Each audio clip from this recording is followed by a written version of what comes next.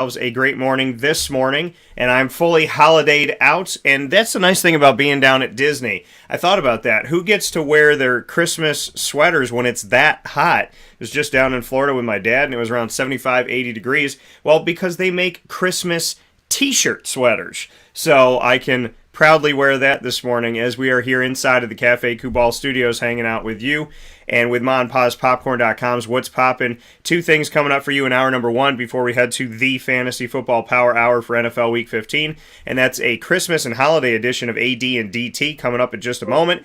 And then we'll jump into the transfer portal and talk about what's going on with Syracuse there inside of a very event. The AD of Moyne College, AD and DT, coming to you every first and third Wednesday of each month in our exclusive multimedia marketing partnership.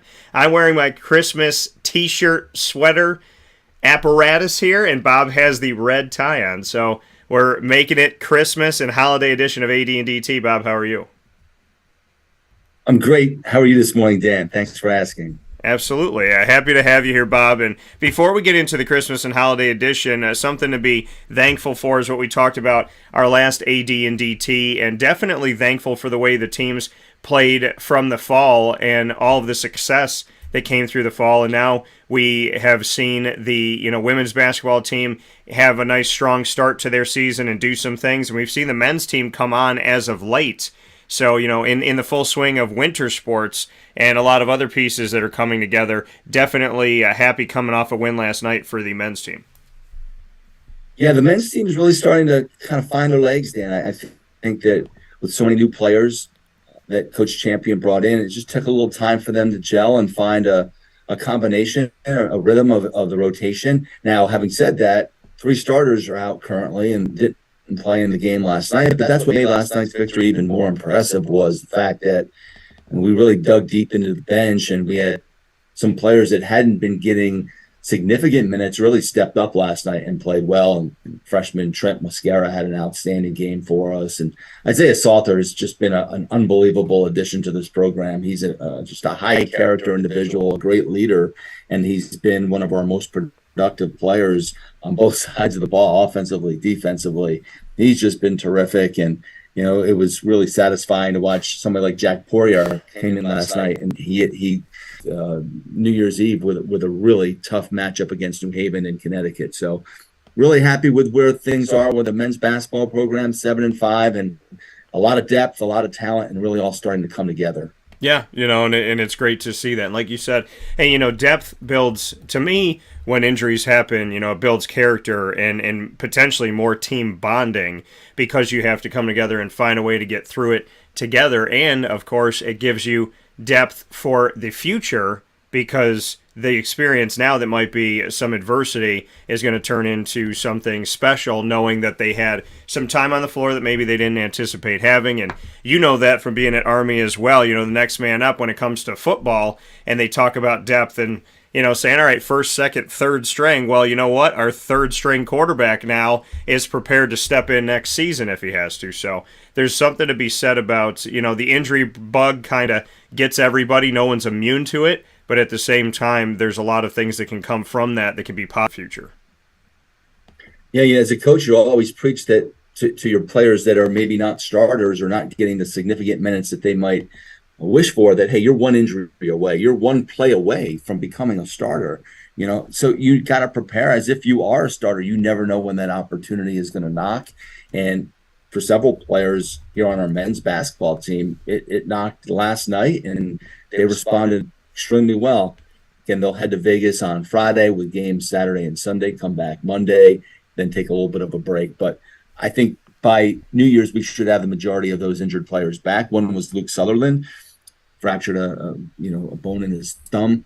And then we had Nate McClure out and Mike DePersia out as well. So hopefully they'll all be back and ready to go when the calendar flips to 2023. And we're really excited about where we stand and the depth, as you mentioned. Now some of these players that hadn't been battle tested early in the year are suddenly going to receive quality minutes, and they'll be battle tested, and it'll only improve our depth. But that team is a joy to watch. They really enjoy playing with and for each other. Yeah. They serve each other on the court really well. And last night they were up and down the court, and the score would have been even more lopsided, but Coach Champion pulled the reins in a little bit in the last 5 minutes. Our guys just kind of wanted to keep running up and down the floor, and he was trying to slow the pace down a little bit to keep the score under control. But really impressive victory for our men's basketball team last night.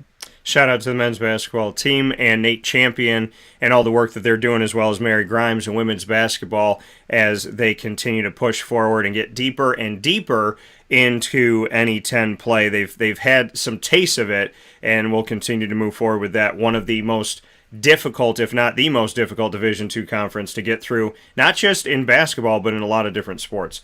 Bob, this is our Christmas and holiday special of AD and DT. So you and I are going to have some fun with this because it's something that we have going in to Christmas. So we're going to play Rapid Fire Christmas Edition. And so it's got to be Christmas related if we're going to ask the question. I'll ask you the first one. Favorite Christmas movie? Yeah, great question. Well, traditionalist, Christmas Carol. Okay. George C. Scott, big fan. Big fan of that one. Alistair Sim, big fan of that version as well. Got to go traditional Christmas Carol. More recent, I love Deck the Halls. Always makes me laugh, and of course, Christmas Vacation. How can you not laugh with Chevy Chase and Christmas Vacation? So they're kind of my top three. And I'll tell you one other one that's more personal is really old movie called The Gathering. Okay. The Gathering, Ed Asner, way back, filmed in the 70s, but I don't know, it just kind of strikes a chord with me. So those are my Christmas go-tos. I like those. I definitely got you. What'd you say? Oh, how about me? I would say. Yeah, how about yourself? So my number one, without doubt, is it's a tie, but it's the same universe. Is Home Alone 1 and 2. And I'm a big fan of Home Alone. I would set traps as a kid if like my buddy and I were home alone, so we would kind of booby trap the house. But I love them both. I feel like sometimes I lean more toward the second than the first, and then I go back to the first. But it's got to be that the first ornament I put on my tree this year is actually from Witty Wicks here in Camillus, and I didn't know that they had them until I saw them, and I bought it before it was even in the computer system, and it's a giant ornament that says Merry Christmas, you filthy animal. So I had to get that. And I would say outside of that, I like Elf with Will Ferrell. And what other ones? I'm not a Christmas Story fan. I know that makes people feel some kind of way, but I didn't really get that movie. I do like Christmas Vacation. So that one's gotten there. But I probably have to say Home Alone. But, Bob, I'm a sap. I feel like this year I'm all about, like, the Hallmark Channel, and I know what's going to happen, but I'm watching it anyways. So, I mean, and I feel like it's kind of going off of that. When I was down in Florida right before my dad got down, I was at Disney Springs, and I'm just walking through Disney Springs, and I didn't know there was going to be a tree or lights or anything. And I'm walking through, and there's this beautiful, huge tree. And then this music started playing when I was walking there, and all this fake snow started to fall. And it looked like I was in the middle of a Hallmark movie. But, Bob, she wasn't there. So most of the movie was there, just not her. No, in good time, Dan. In good time. So my, let's see here. So my next one for you, Christmas song that always gets to your heartstrings. Easy. Well, two. Okay. My favorite Christmas singers of all time, Bing Crosby and Nat King Cole. Good so the Christmas song with Nat King Cole and White Christmas with Bing Crosby. But Faith of Our Fathers, well, kind of a Catholic song that they sing around Christmas time. I just love Bing Crosby and the King. So yeah, I think anything that either one of those two sing, they got me. Okay. But those are the top. All right, what's your next one for me? Yeah, so along the Christmas movie theme, how about, other than Christmas movie, as a kid growing up, or even now, because I know we all still watch those Christmas cartoon type shows and specials, what is or was your favorite Christmas special growing up? I would say I like that you asked this question because I can't believe I forgot to mention it before. The Rudolph and the Island of Misfit Toys. So Rudolph the Red-Nosed Reindeer, but that one with the Island of Misfit Toys, the claymation, when they made all those clay That's ones, that is my favorite. And as a kid growing up, and even as an adult, when they say Rudolph is coming on next, I'm like, oh, I got to tape it.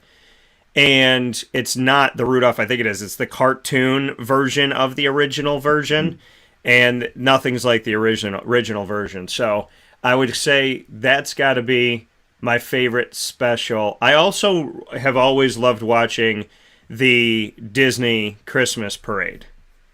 Like actually like seeing that and getting to see, that kind of beauty of the Magic Kingdom and like all the special guests that they would have. So I do enjoy that, and I would miss it a lot because like we'd open gifts early and then my mom would be cooking. So now I'm gonna try and like make sure I watch it this year if they have it. Hopefully they will. But yeah, no, it's got to be Rudolph. Nobody takes a second place or nobody puts Rudolph in second place for me. Let's see here. What are your traditions? What traditions hold true? Is there anything you do with your family to this day that is still a tradition in the family? Well, it's interesting. This is really going to be our first Christmas, and since my daughter was born, a quiet night getting ready for Santa Claus. And that was our tradition. Then my mother and my sister would come over for dinner on and spend the day with us really from about midday on Christmas Day. So really quiet family, not a lot, not a big situation. I don't have a large family. Many of my family members passed, to be honest. So it was really just kind of a quiet deal. And now we'll be up here this Christmas, and my wife's family is in the area. So we'll spend Christmas Day with my wife's family, Jen, and then we'll go down to Orange County to my mother and family. So really just quiet around the family. We just kind of shut things down a little bit for a few days and just try to enjoy each other's time. Yeah, I like it. And we don't have as big of a family, but it's the quality of the people that you're around, I think, more than anything. Yeah, I guess the other tradition here more recently for me was when I was at West Point, there was a bowl game in there somewhere, whether it was a couple days before Christmas. So with that, we were gone the week before. So I really had a scramble when I got back. Many times our game was on the 22nd, the 23rd, maybe even the 24th one year. A couple times we left Christmas night. So being at a school without football really provides the runway of just kind of shutting down and enjoying some time away and recharging the batteries. And so it'll be I'm still getting accustomed to that. I feel that. I definitely feel that. Yeah. What's one more that you have for me? Favorite Christmas cookie? Oh, chocolate loaf. My grandmother made it. We make it now. It's incredible. When you see the amount of fudge and different things that go into it, you're thinking to yourself, if I have but one bite of this, I may die. But it's so. It's all that with a smile on your face. Yeah, because it's so good. It's like don't show me how. What do they say? Don't show me how the bread's made or whatever. But it's so good, and I love making all the cookies with my mom. Probably I would say cutouts because my mom would always let me like have the rest of the frosting. She still does, and we still make Christmas cookies together because she's just a really, really fantastic mom, and she, no matter how old I get, she always spends that quality time with me, and I'm so grateful for that. So, well, I need to get one of those, Dan. You need to put one of those to the side for me when we see each other next. Bob, I'm going to tell you this: there's not a lot of people that get these Christmas cookies. We hold them close to the vest, but you're one of the people that if I'm going to give out a couple tins, and there's a very tiny short list. You were already on that list before you asked for it, so we got you covered. Well, thank you. I appreciate that. My stomach will really appreciate that as well. Yeah, no, we got good ones: chocolate loaf, pistachio balls, lemon balls, cutout cookies, chocolate balls. So many different things almond paste. The almond paste, that's expensive. That's definitely. I think that's the one my mom enjoys making those, but those are not always the easiest ones to make. And I still eat like the dough while we're doing it and all that stuff. So She's still yelling at you, slapping your hands. yeah, and she's well, you roll it out, and then it's always like put more flour on it, roll it again, and I'm like, I still to this day am like, Ma, didn't I? Isn't it rolled enough? It looks like I just ran over this cutout cookie. But with that being said, Bob Beretta, myself, Dan Tortora, I appreciate a few minutes today as we get to celebrate Christmas and the holiday season. Bob, you get the final note. What do you want to say to the Moyne family and the greater family across the world that may be watching and listening about this Christmas and holiday season? Well, thanks, Dan. My last word is really just one of gratefulness. Thanks, and so grateful to have the opportunity to serve this Moyne community as the athletic director, our student athletes, our coaches, our staff. I'm so grateful for friends and colleagues like yourself. I consider you both a friend and a colleague, obviously. Dan, our staff that works so hard, cares so much, so passionate about our mission. President Lemura giving me the opportunity to lead this wonderful athletics community, and really all of our Finn faithful out there. I wish everyone a healthy, happy, safe, and relaxing holiday season. And we hope that Santa Claus brings a lot of Finn victories for all of us in the 2023 calendar year.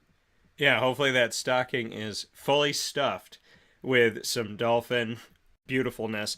And I want to give you this note because I'm always going down to Jacksonville and covering the Jaguars. There's actually a sleigh in the Jacksonville airport. And I want to say, I hope it's still there, but I know they've had it for a bit here. There's a sleigh where Santa doesn't have reindeer. He has dolphins.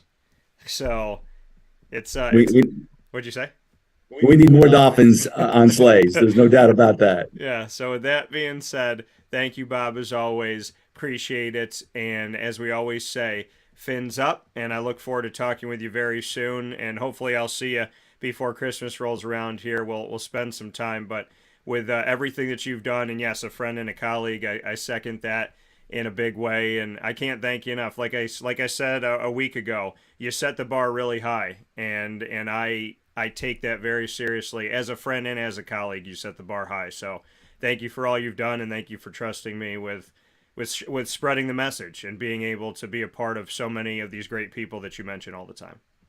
Well, we're thankful for you and the partnership, Dan, but it's far more than a partnership and a friendship. It's sharing camaraderie, it's sharing goodwill, and I want to wish all of your followers and all of our fans out there Merry Christmas, Happy Holiday Season, and be safe, be happy, enjoy your family members, and we look forward to being with you throughout 2023. Thanks, Bob. As always, a Merry Christmas and a Happy Holidays to everyone. And Bob couldn't have said it better. So thank you for your final word, and I look forward to talking with you soon. Be well, Dan. Take care.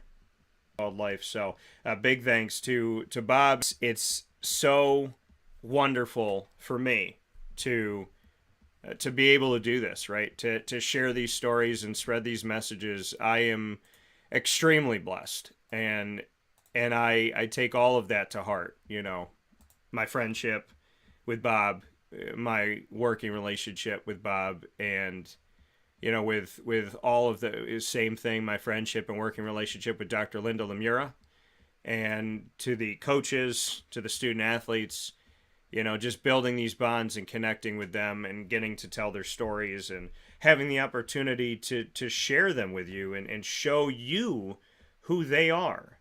You know, there's nothing like it. So I am eternally grateful to God for opportunities to just meet wonderful people. And I'm very thankful for everything I got. You know, and Bob is on that short list of Christmas cookies. You know, it's tough to get on that list. It's tough to get on that list, but once you're on it, you know, it can be a beautiful thing because Mom and I, we go to work when we're making that stuff. So a big thanks to Bob, and a thanks to Dr. Linda Lemura. Thanks to all the coaches and the student athletes and all of the incredible people at Le Moyne. I cannot thank them enough for all that they do. So many blessings to each and every single one of you. I send you all my love, and you know I appreciate you very much so. Thank you to the Finn family for welcoming me with open fins. We'll take a step aside for a fast break on Wake Up Call with Dan Tortora. When we come back, I know you don't wanna, but we gotta talk about the transfer portal. What is happening? Again, this is year 3, where it's just, I mean, as soon as this transfer portal opened, it feels like Syracuse people were just jumping into it, just swimming on away, right? It's been eventful in a not great way for Syracuse. It's been super busy, and we are where we are. We are where we are, folks. So we're going to talk about it. We're going to discuss it. Syracuse, as of yesterday, and is heading into the transfer portal. This is an ugly one, folks. I mean, none of them are great. But somebody just decided to leave Syracuse, and this one could hurt for a long time. We'll talk about it right after this on Wake Up Call with Dan Tortora, where sports truly meets that thing called life. We appreciate you being here, hanging out with us, and we'll be back inside the Cafe Kubal studios right after this fast break.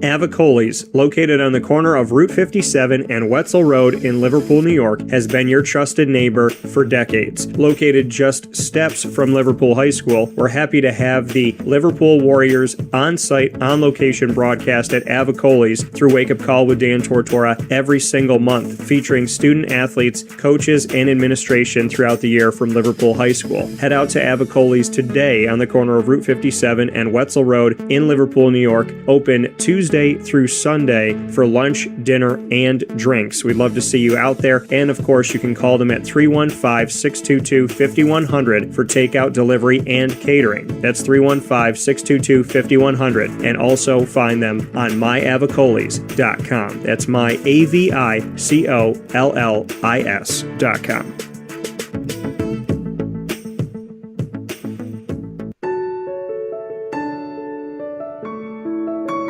Having peace of mind when you're out of town that your furry-loving friend is safe and sound means taking them to Canine Campground, because we all know that when it comes to the love of our pets, it goes well beyond the call of duty to make sure they're safe and sound. Right, Lily?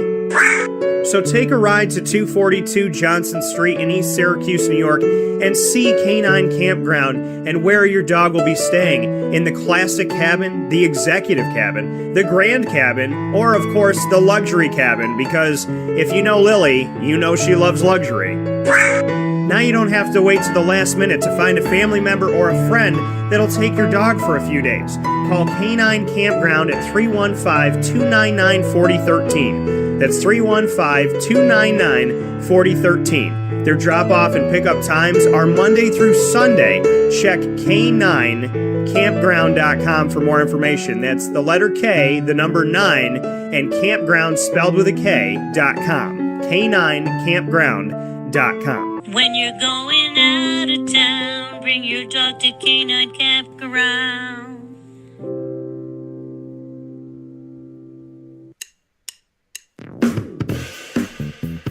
PB&J's Lunchbox, the food truck that you love finding all throughout Central and Upstate New York, now has a street-side cafe. So when you're craving their traditional favorites as well as their out-of-box amazing menu items, you can now head to 663 Old Liverpool Road in Liverpool, New York. Located just minutes from the highway, the Thruway, Destiny USA, and Onondaga Lake Parkway, PB&J's Lunchbox Street-Side Cafe is there for you Monday through Saturday from 9 a.m. to 7 p.m., serving breakfast, lunch, and dinner all throughout the day. Get breakfast for dinner, dinner for lunch, whatever you fancy, including their award-winning grilled peanut butter and jelly sandwich. Find them at 663 Old Liverpool Road in Liverpool, New York. PB&J's Lunchbox, where we love to know what's in your lunchbox.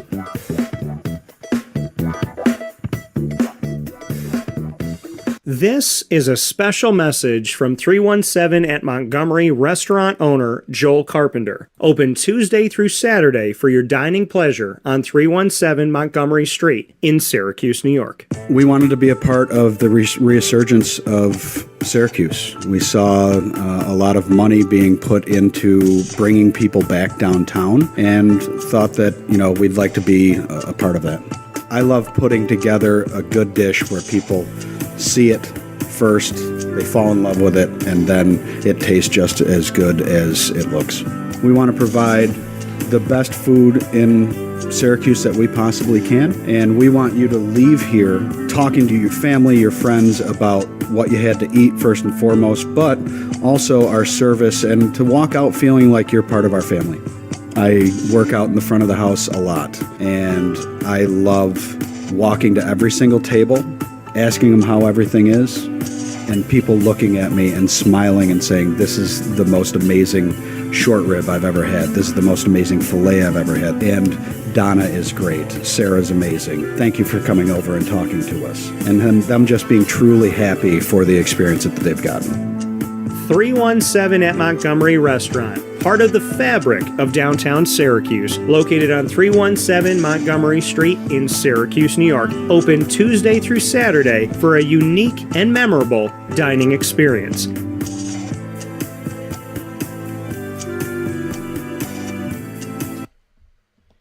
Welcome back here to Wake Up Call with Dan Tortora inside of the Cafe Kubal Studios, hanging out with you where sports truly meets that thing called life. We appreciate you, as always, for being here on Wake Up Call with Dan Tortora, and thank you so much for being a part of the show. So a lot of great stuff coming up here on Wake Up Call with Dan Tortora throughout the week. Very excited for the guests that we're going to be having, the things we're going to be talking about, and all that we have set up for you. So very, very much looking forward to that. What I'm not looking forward to is the conversation that we have to have right now. And that conversation being the fact that look at where we are. Look at things right now for Syracuse. Again,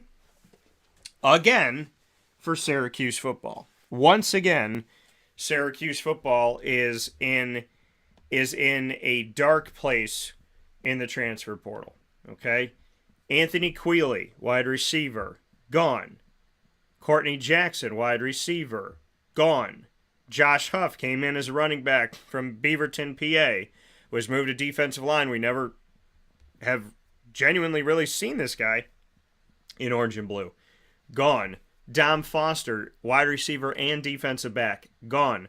Tyler Magnuson, another guy that you really didn't get to see what he could be and what he could do, just came in as an offensive tackle. He is gone. Steve Linton, one of the starters on the defensive line as a defensive end, gone. Jeremiah Wilson, cornerback who just came in, gone.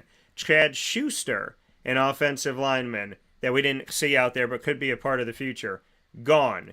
And the biggest one this season so far, Deuce Chestnut, starting corner, gone. Deuce Chestnut, and with Garrett Williams moving to the NFL, and Deuce Chestnut going to another team not named Syracuse, that means Syracuse's two starting cornerbacks are gone. The good news? Syracuse did pull in Jaden Gould, who I talked to through his recruiting process, and he had a ton of offers. He was a highly sought-after recruit. And he comes in at the cornerback position, committing to Syracuse and eligible to play immediately from Nebraska. Also coming in is defensive lineman Braylon Ingraham, who is coming over from Alabama. So you got some help on the defensive line. So you lose one, right? You're over here and you lose one of your D linemen there. You lose Steve Linton and you bring in Braylon. And then you lose Deuce and you bring in Jaden Gould. So it's not that Syracuse isn't bringing something in. It's not that they're not doing something to aid the team right now. And it's not that these can't pay off dividends for the future. But the question is, who's your coach? Who are you bringing in? Who's going to be your guy? Who's going to lead this defense? Because the 3-3-5 is a defense that these guys got used to playing. It's a defense that they know. And in knowing that defense, we're here in a place right now saying to ourselves, who is going to be the leader of the future? That is the big question, because Syracuse not having a defensive coordinator right now is putting us in is putting Syracuse in a place of what is going to happen at this point, right? Where are you going to go? What are you going to do? Because now that you don't have that, and he has moved on to Nebraska, Nick Monroe could have this opportunity. Now, I was told that Nick Monroe is going to be the interim defensive coordinator, yes, but there's a chance that he could stay defensive coordinator if Dino likes what he sees with him coaching this bowl game. There's a chance we could see him stay on. Now, Rocky Long, who created the 3-3-5 system, is another name that's come up here as a potential candidate for Syracuse. Now, Tony White, who ran the 3-3-5, was one of Rocky Long's former players and assistant coaches. So, Zach Arnett had come on to Syracuse for about 5 seconds. Then it turned over to Tony White. And now we're looking at where we go from here. Now, Rocky Long is 72 years old. He's the defensive coordinator at New Mexico. He's been with that team since only 2020, so a couple seasons here, under head coach Danny Gonzalez. So he has been in a bunch of different places. He's been a head coach twice at New Mexico from 1999 to 2008 and at San Diego State from 2011 to 2019. And he's been a defensive coordinator 5 times in his career. So we shall see what we shall see. But Rocky Long, it makes sense, right? Because if he's the guy that created the system that Syracuse has utilized successfully over the past 3 seasons under Tony White, then he should be a candidate for the job. And it would be crazy to not put him out there as a candidate. So we'll see where we go from here. But this Syracuse transfer portal, I mean, this is crazy. If Sean Tucker, remember what Dino said to me? Sean Tucker has either played his last game or will play his last game in the bowl game. So Sean Tucker's done. All right, that's killer that hurts a lot of fans, right? Sean Tucker's done at Syracuse, from what we're understanding. Bunch of the wide receivers, as I mentioned, are done at Syracuse. Steve Linton is done at Syracuse. Mike Hal Jones is done at Syracuse. Matt Bergeron is done at Syracuse. Deuce Chestnut, Garrett Williams are done at Syracuse. So you're looking at this and saying to yourself, okay, the top offensive lineman on the Syracuse Orange offensive line is gone. Top running back and one of the top 3 running backs in career rushing yards in the history of Syracuse football is going to be gone. Wide receivers that should have been thrown to, in my opinion, and it's no offense to Aranda, you just spread the ball out. Those wide receivers, a bunch of them are gone, including Courtney Jackson, who came into the season as potential number 1 guy, right? So you got your potential number 1 wide receiver gone, your number 1 running back gone, your number 1 offensive lineman gone, one of your starters on the defensive line gone, potentially more on the defensive line that could be gone, your quarterback of the defense, Mike Hal Jones, gone, your top 2 corners gone, your kicker gone. I mean, Syracuse isn't just losing players to the NFL and to the transfer portal. They're losing some of their best players on the team to it.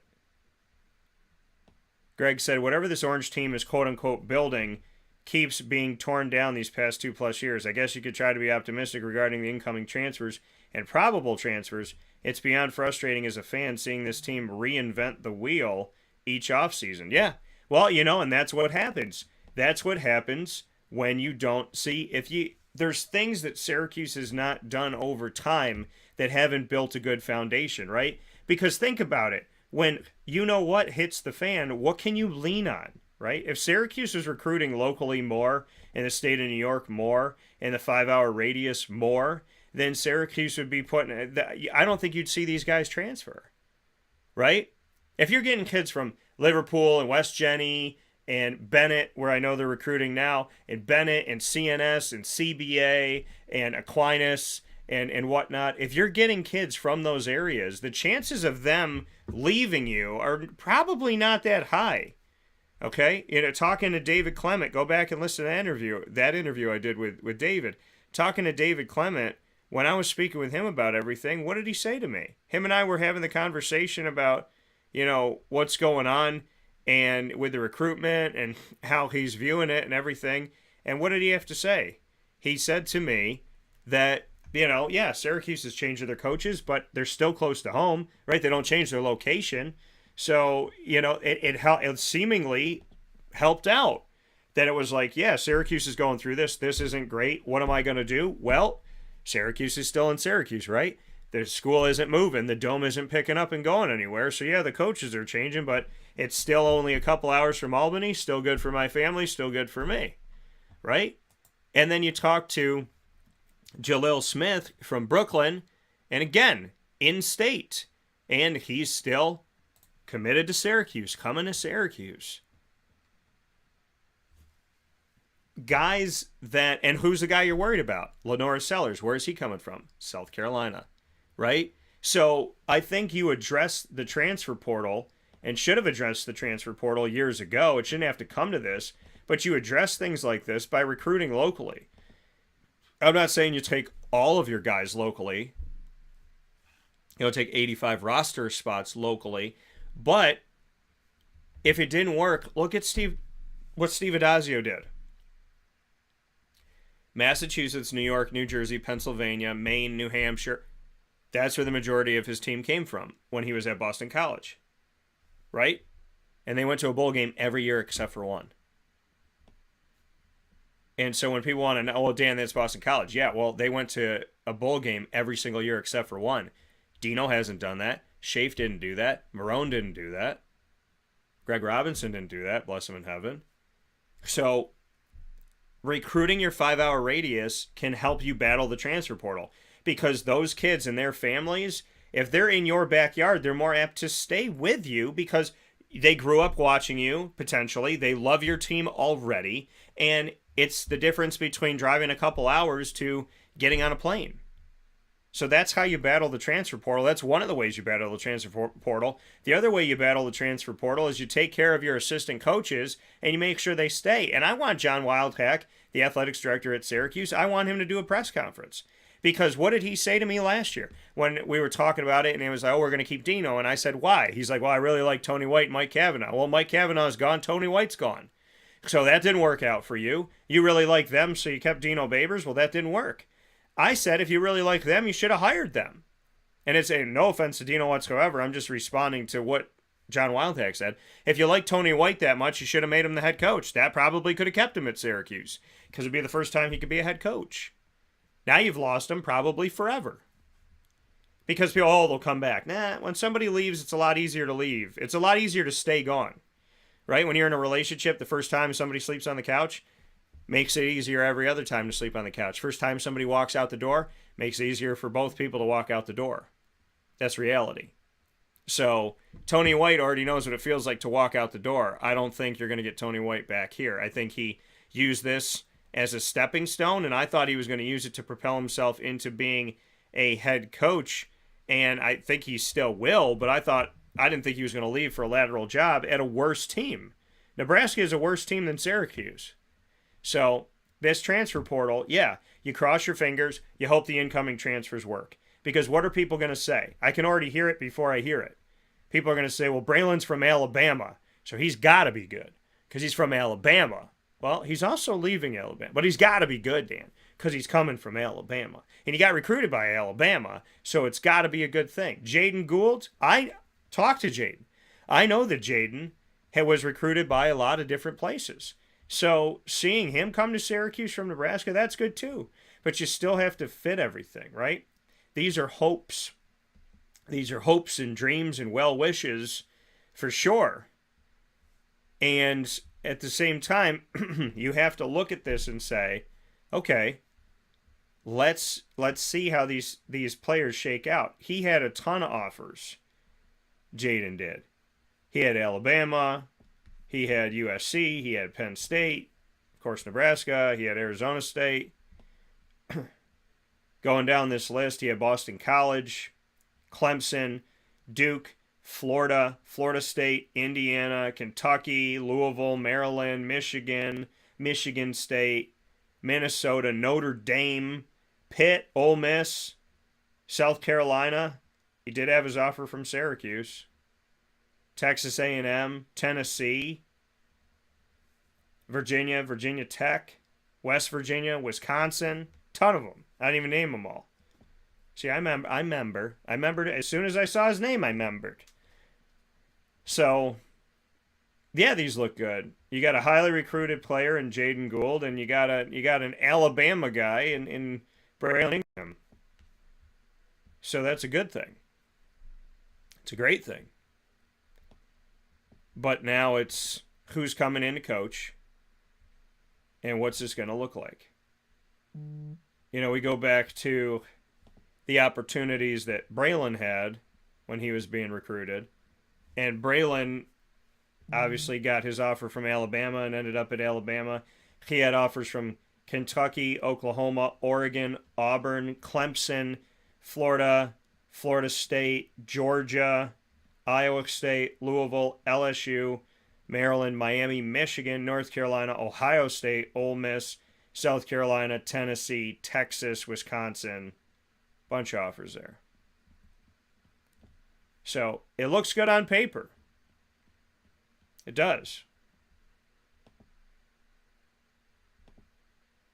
And you can't sit here and say, well, but Syracuse's guys that are leaving, right, they already know the system. Yeah, they do know the system, but they're going to have a different head coach no matter what now. Or a different position coach and defensive coordinator, no matter what happens. And that's something that's really, really difficult. You know, if fans want, and this is the thing, if you want to stop having to do things over and over and over again like Groundhog's Day, you recruit locally, you take care of your assistants, you make sure you pay them well. Okay, that's huge. You don't promote mediocrity. And you hold people accountable. You got to start holding people accountable. And beyond that, you got to bring in coaches that love it here. You got to bring in coaches that love Syracuse. And that's it at every piece of it.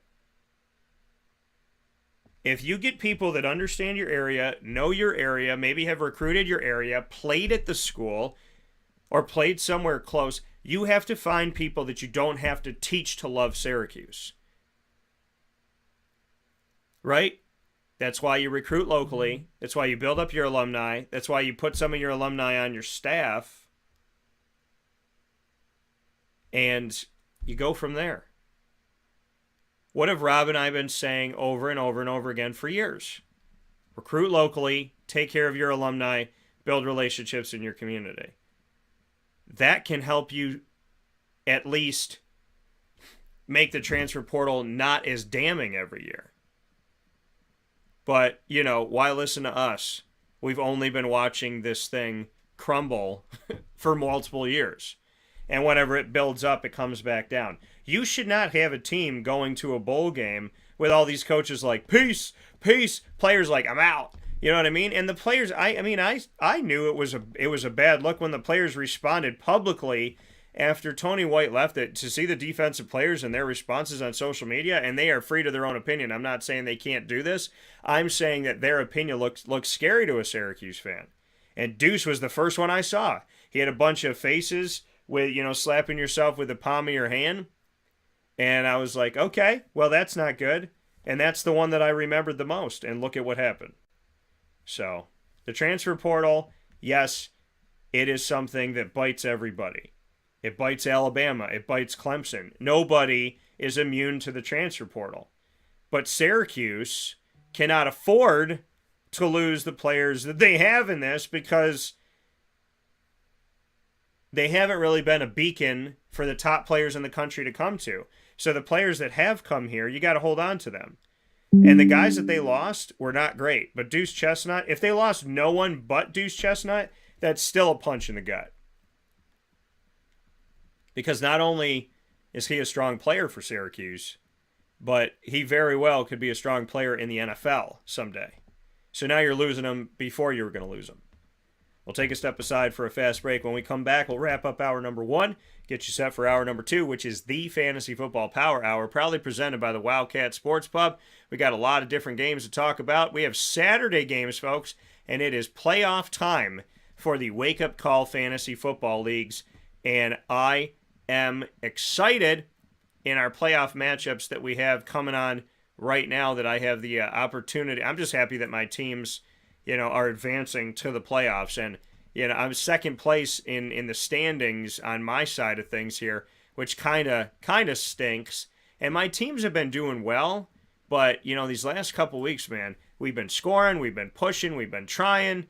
And at the same time, we've endured some defeats here, but I believe, and I'm checking the one down in Florida here because that was the one where that was my only losing record team. So I'm looking at that one right now. All of my Central New York teams are in the playoffs, and yes, I did make the playoffs for Florida. So we will move forward in that one as well. So I am in the playoffs of every single one of my fantasy football leagues, and I'm looking forward to it. My best record, 10-4, my worst, 6-8. So I will take it, and we'll be talking about it in just a few minutes after this on Wake Up Call with Dan Tortora.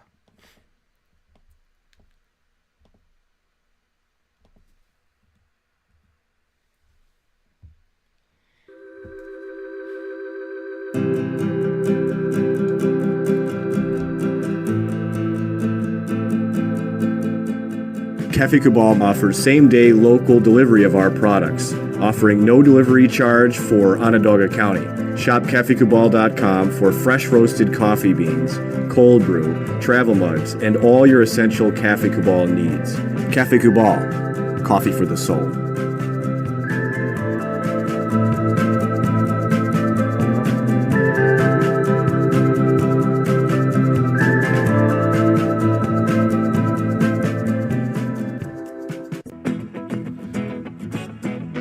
This is Amy from Mother's Cupboard, home of the Whole Frittata. We are open daily 6 a.m. to 1:30 p.m. For takeout orders, call 315-432-0942 and tune in to Wake Up Call with Dan Tortora for our monthly food challenge and try our Wake Up Call signature menu item available 7 days a week.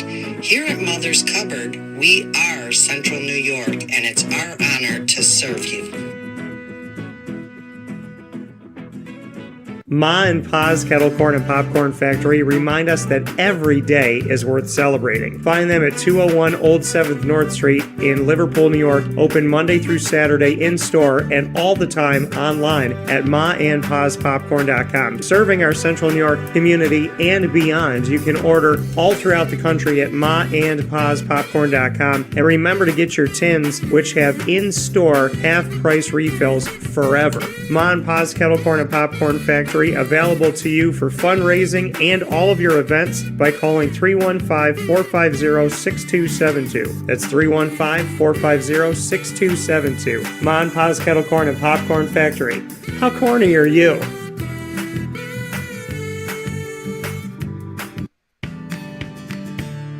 Witty Wicks Candles and Gift Shop, Township 5, Camillus, where you will find handcrafted all-natural soy wax candles over 60 cents to freshen up your home. We carry a wide range of locally made items, Syracuse, Syracuse Salt, and Chocolate Pizza Company, to name a few. Let our knowledgeable staff help choose unique gifts and keepsakes for any occasion. Gifts for family and friends, and maybe a little something for yourself. Witty Wicks Candles and Gift Shop, Township 5, Camillus.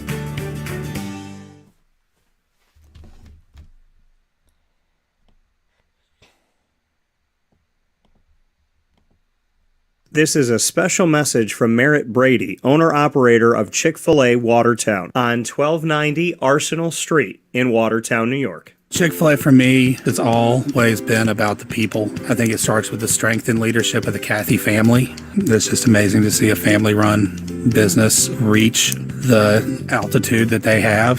Second mile service is something that we embodied at my previous business, and the ability to make people feel like they're the only person at your establishment, that you are there to serve them that day and looking for those extra ways to make them happy, to anticipate what they need next is what makes me tick. And I'm going to have so many opportunities at Chick-fil-A to do that. It's one of my favorite things to eat in the world.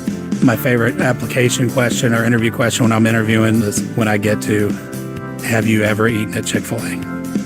And a smile hits both their ears. They can't even answer the question for a second. And when I see that, it's like, man, that's going to be a great hire. They already get it. They already feel it. They already know that we're different. The Chick-fil-A experience, it's a real thing. And then, of course, just our generosity and community involvement and making a positive impact in the lives of our team members, our guests, and the community in general, I think is really the secret sauce. Chick-fil-A Watertown on 1290 Arsenal Street in Watertown, New York. Coming to you, fall 2022.